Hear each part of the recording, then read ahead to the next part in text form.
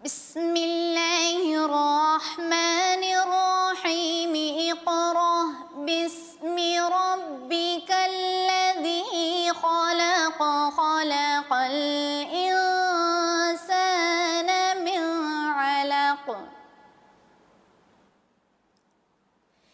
اقرأ وربك الأكرم الذي علم بالقلم.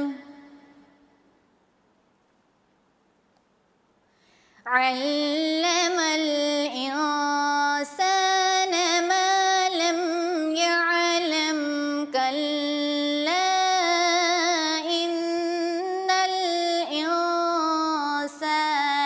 ليطغى أن رآه استغنى.